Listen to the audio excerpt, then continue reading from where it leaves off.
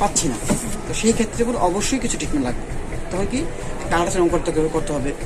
কারণ সে বোন দেখেন আপনি হয়তো সুস্থ, কিন্তু অনেকেই কিন্তু মা বোন পড়ে আছে, অনেকের কিন্তু মহিলাদের জ্বরে টিউমার থাকে, ছোট ছোট টিউমার, আমরা বুঝতেও পারি না।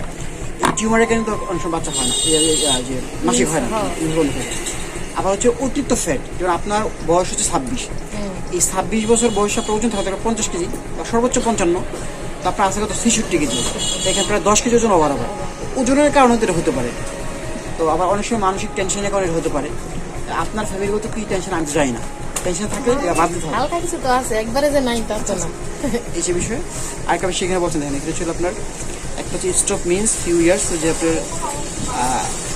এখানে যে বিষয়টা বললেন আপনি, যে আপনি ইঞ্জেকশন নিতেন, এটা আমরা ডিপো বা সোমাজেক্ট বলি। এই সোমাজেক্ট ইঞ্জেকশনটা যদি কেউ নেয়, এটা নেওয়ার পর 3 মাস পর অনেকের মিন্স হয়, আবার অধিকাংশ মিন্স হয় না। আচ্ছা, আমার হয় নাই, যতদিন ব্যবহার করছি একদিন। আবার এটা হচ্ছে যে যখন কি এটা কন্টিনিউ করে, ধরুন এটা 2 বছর 3 বছর বা 5 বছর কন্টিনিউ করলে কি হয়, তখন এই কন্টিনিউ করার কারণে ওইটা মিন্সটা অনেকটা বন্ধ হয়ে থাকে। তখন এরপরে এই মিন্সটা খোলার সময় এটা কারোর সময় 3 মাস 6 মাস পর 1 বছর লেগে যায়, এটা মিন্স হয় না। সেই ক্ষেত্রে এখন এমনটা হতে পারে, এগুলো তো হরমোন বিষয়। তো একটা মাসিকটা হয় কিন্তু একটা হরমোনের কারণে, একটা হরমোন গ্রোথ আসলে হরমোন চেঞ্জ হওয়ার কারণে মাসিকটা হয়। ইঞ্জেকশনটা যে নিচ্ছেন, ইঞ্জেকশনে থেকে হরমোন ইঞ্জেকশন নিয়ে, আবার যে পিলটা খাইতেন বলছেন সত্যি, এটাও কিন্তু হরমোন ওষুধ কিন্তু। আর এখন থেকে যেটা করা যাবে না বোন, এই যে বলছেন যে 10টা খাইয়া 8টা খাইয়া, এটা করা যাবে না। কেন করা যাবে না? আমি শুনছি আপনি নার্সিং পড়াশোনা করছেন বা নার্সিং করছেন, হ্যাঁ, আপনি তো কম বেশি বুঝেন, হ্যাঁ। কারণ বোন এই হরমোন ওষুধগুলো যদি উল্টাপাল্টা নেন, এটা তো আপনার শরীরে গিয়ে এটাকে আপনার অ্যাবনর্মাল করে ফেলে দেখে। কারণ প্রত্যেকটা আমাদের শরীরে কিন্তু আপনার বিভিন্ন হরমোন থাকে শরীরের মধ্যে, হ্যাঁ। এই হরমোনগুলো কিছু ইনব্যালেন্স করে ফেলে, তখন তো আপনার হয়তো চিকন হয়ে যাবে, নয়তো ফ্যাট বেড়ে যাবে, নয়তো শরীরে অন্য কোনো সমস্যা দেখা দিবে। এটা করা যাবে না। খাইলে একটা নিয়ম মেনে খেতে হবে, আর না খেলে খাওয়া দরকার নেই। এই যে প্রেশারের ওষুধ, হাই প্রেশার ওষুধ, এটা নিয়ে হচ্ছে যে কোনো ডাক্তার এটাকে হুট করে দেওয়া যাবে না ওষুধ।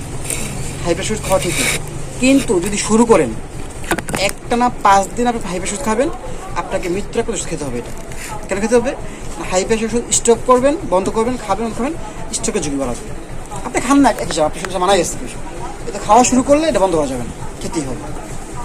কথা ক্লিয়ার বোন? আবার আমার পলিপাসের সমস্যা আছে নাকি, বুঝছেন, ওইটার থেকেও মাথা ব্যথা হয় মাঝে মাঝে। ওইটা হলে আমি দেখবো, চিকিৎসা যাবো, ঠিক আছে, একসাথে চিকিৎসা দেবো, ঠিক আছে, কোনো টেনশনের কারণ নেই, ঠিক আছে।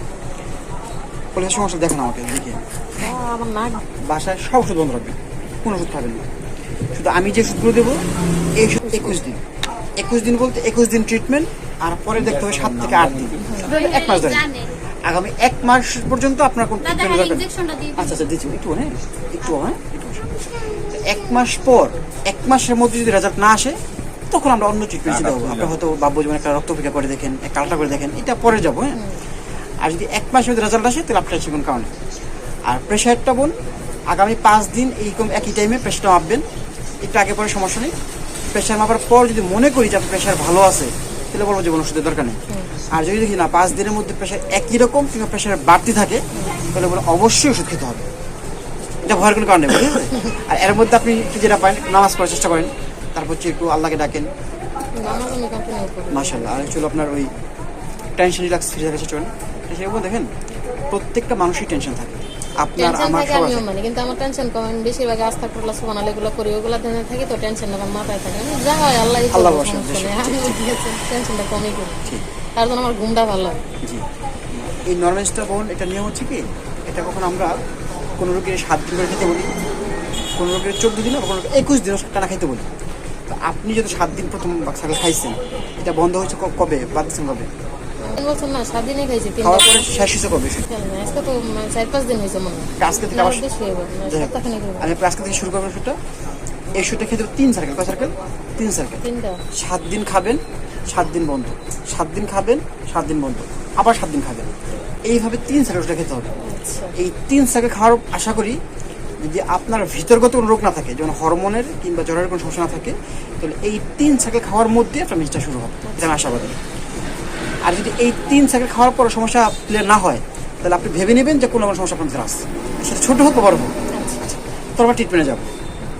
আর 3 সাইকেলের মধ্যে যখন ক্লিয়ার হবে, ক্লিয়ার হওয়ার পর আপনি ওই পিলে যাবেন, সেটা আপনার সুখী হোক কিংবা ফেমিকন হোক বা যেটা হোক।